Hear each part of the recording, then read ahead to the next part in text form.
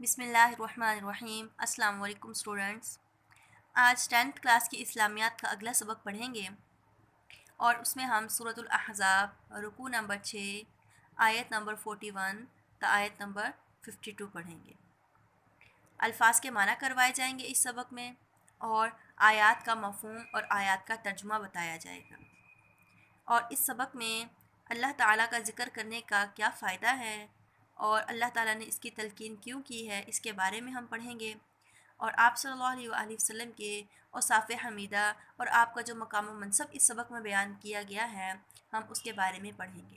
اس سبق میں آپ صلی اللہ علیہ وآلہ وسلم کے 5 اوصاف حمیدہ کا تذکرہ کیا گیا ہے۔ پہلا ہے شاہد، دوسرا ہے مبشر، تیسرا نذیر، چوتھا داعیا الی اللہ اور پانچواں سراجا منیرا۔ اور طلاق کا اور عدت کا جو ایک خاص حکم بیان کیا گیا ہے اس سبق میں ہم اس کے بارے میں پڑھیں گے، اور آپ صلی اللہ علیہ وآلہ وسلم کے لیے نکاح کے کیا خصوصی ضوابط اور قانون ہیں ہم اس سبق میں اس کے بارے میں بھی پڑھیں گے۔ تو چلیے شروع کرتے ہیں۔ سب سے پہلے ہم الفاظ کے معنی کریں گے۔ جو مشکل الفاظ ہیں ان کا معنی کر لینے سے ہمیں ترجمہ اچھی طرح سے یاد ہو جائے گا۔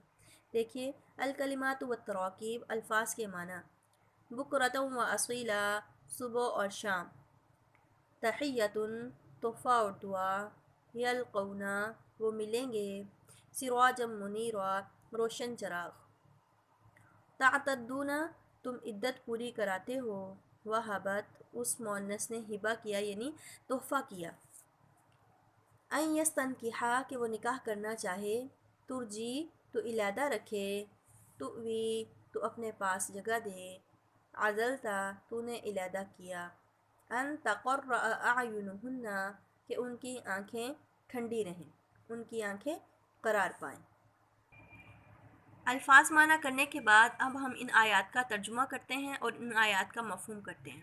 دیکھیے، الدرس الخامس، 5واں سبق، سورۃ الاحزاب، آیات 41 تا 52۔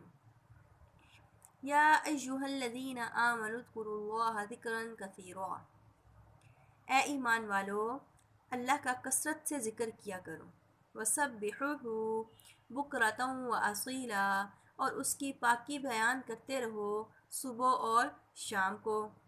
تو اللہ تعالیٰ نے ان آیات میں اپنی حمد و ثناء اور اپنی پاکیزگی بیان کرنے کا حکم دیا ہے اور کثرت سے حکم دیا ہے کہ اللہ کا ذکر کیا جائے۔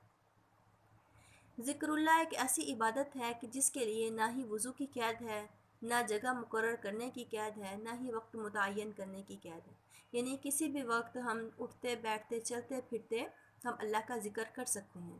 اس کے لیے ہمیں قرآن و احادیث میں اللہ کے ذکر کے بارے میں جو چیزیں ملتی ہیں، استغفار ہے، اللہ سے اپنے گناہوں کی معافی مانگنا ہے، اللہ کی حمد و ثناء ہے، ہم وہ بیان کر سکتے ہیں جس پر ہمیں اجر و ثواب بھی ملے گا۔ اگلی آیت میں فرمایا کہ جب اللہ کی حمد و ثناء اور اس کی پاکی بیان کرو گے تو اللہ تم پر رحمت بھیجتا ہے۔ والذی یصلی علیکم وملائکتہ، وہی ذات ہے جو رحمت بھیجتا ہے تم پر، وملائکتہ، اور اس کے فرشتے بھی۔ کیوں؟ اس لیے کہ لیخرجکم من الظلمات الی النور، تمہیں نکالیں اندھیروں سے روشنی کی طرف، یعنی اندھیروں سے روشنی کی طرف نکال کر تمہیں لے جائیں، کفر کے اور شرک کے گناہوں کے جو اندھیرے ہیں ان سے نکال کر تمہیں دین اسلام کی حق کی روشنی کی طرف لے جائیں۔ وَكَانَ بِالْمُؤْمِنِينَ رَحِيمًا، اور اللہ مؤمنوں پر بہت مہربان ہے۔ تحیتہم یوم یلقونہ سلام، جس روز وہ اس سے ملیں گے ان کا تحفہ خدا کی طرف سے سلام ہوگا، یعنی جنت میں جب مؤمنین کی اللہ سے ملاقات ہوگی تو اللہ تعالیٰ کی طرف سے ان کو جو تحفہ دیا جائے گا وہ ہوگا سلامتی کا۔ وَأَعَدَّ لَهُمْ أَجْرًا كَرِيمًا، اور اللہ نے ان کے لیے بہت بڑا ثواب تیار کر رکھا ہے۔ تو سلام کے لیے اس کے بارے میں سورہ یاسین میں بھی تذکرہ آتا ہے، سلام قولا من رب الرحیم، کہ اللہ تعالیٰ کی طرف سے، رب رحیم کی طرف سے مؤمنین کو سلام کیا جائے گا۔ اب سبق کی جو اگلی آیات ہیں ان آیات میں آپ صلی اللہ علیہ وسلم کے مقام و منصب کا تذکرہ کیا گیا ہے، اور اس سبق میں آپ صلی اللہ علیہ وسلم کی 5 صفات کو بیان کیا گیا ہے۔ دیکھیے، یا ایہا النبی انا ارسلناک شاہدا ومبشرا ونذیرا وداعیا الی اللہ باذنہ وسراجا منیرا وبشر المؤمنین بان لهم من اللہ فضلا کبیرا۔ 5 اوصاف آپ صلی اللہ علیہ وسلم کے بیان کیے گئے ہیں۔ پہلی صفت ہے شاہد۔ شاہد کا معنی ہے گواہی دینے والا، یعنی آپ صلی اللہ علیہ وسلم دین اسلام اور کلام الہی کی حقانیت اور صداقت کے گواہ ہیں۔ دوسری صفت ہے مبشرن۔ مبشر کے معنی ہے خوشخبری سنانے والا، یعنی آپ صلی اللہ علیہ وسلم دین اسلام کے ماننے والوں اور اس پر عمل کرنے والوں کو خوشخبری سنانے والے ہیں، جنت کی خوشخبری سنانے والے ہیں، ان کو مغفرت کی خوشخبری سنانے والے ہیں، رحمت کی خوشخبری سنانے والے ہیں۔ نذیرن، نذیر کا معنی ہے ڈرانے والا، کہ آپ صلی اللہ علیہ وسلم احکام الہی پر ایمان نہ لانے والوں اور عمل نہ کرنے والوں کو انجام بد سے ڈرانے والے ہیں۔ وداعیا الی اللہ باذنہ، داعیا الی اللہ، داعی کے معنی ہے اللہ کی طرف بلانے والا، یعنی آپ صلی اللہ علیہ وسلم اللہ کے حکم سے اس کی مخلوق کو اس کی طرف اور دین کی طرف بلانے والے ہیں۔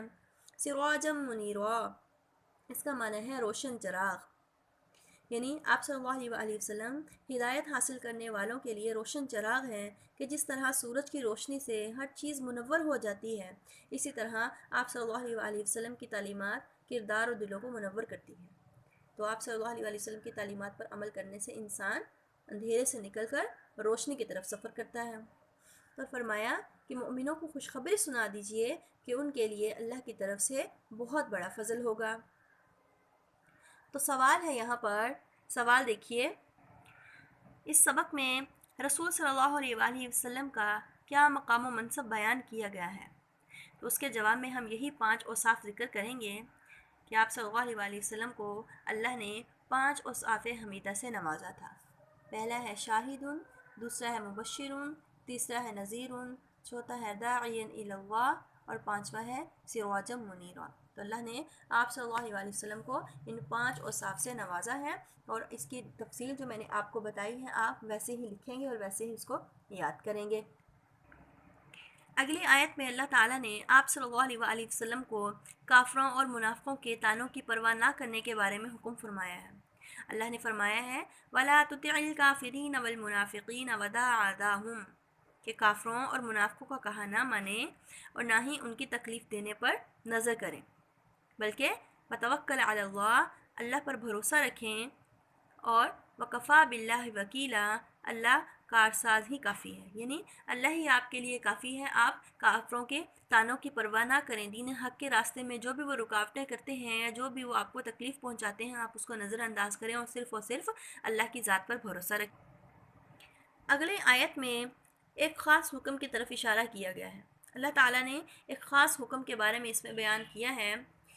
آیت دیکھیے، یا ایہا الذین آمنوا اذا نکحتم المؤمنات ثم طلقتموہن من قبل ان تمسوہن، کیا ایمان والو، جب تم کسی مومنہ عورت سے نکاح کرو پھر تم اس کو طلاق دے دو چھونے سے پہلے ہی، فما لکم علیہن من عدۃ تعتدونها، تو پس تم پر کچھ بھی اختیار نہیں ہے کہ تم ان سے عدت پوری کراؤ، فمتعوہن، پس ان کو کچھ فائدہ پہنچاؤ، وسرحوہن، اور ان کو رخصت کرو، سراحا جمیلا، اچھی طرح رخصت کرنا۔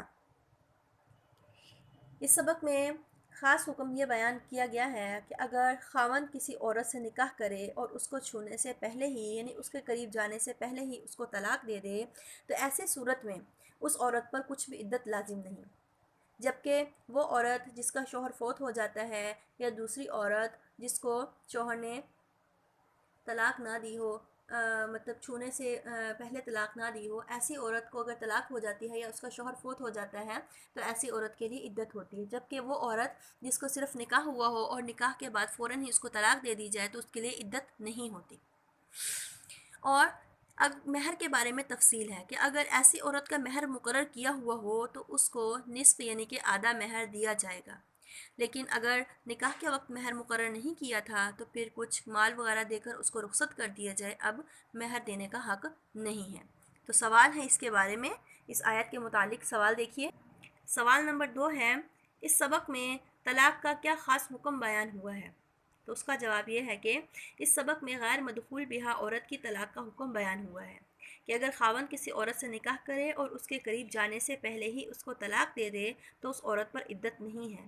البتہ مہر میں تفصیل ہے کہ اگر نکاح کے وقت مہر مقرر کیا تھا تو نصف مہر دینا لازم ہوگا، لیکن اگر مہر مقرر نہیں کیا ہوا تھا تو پھر کچھ بھی خرچ دے کر اس کو رخصت کر دے، لیکن مہر دینے کا حق نہیں ہے۔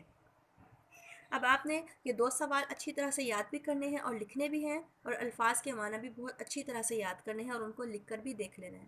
اس کے علاوہ آیات کا ترجمہ بھی بہت اچھی طرح سے آپ نے یاد کرنا ہے۔ انشاءاللہ جو بقیہ آیات ہیں اس رکوع کی وہ اگلے سبق میں ہم پڑھیں گے۔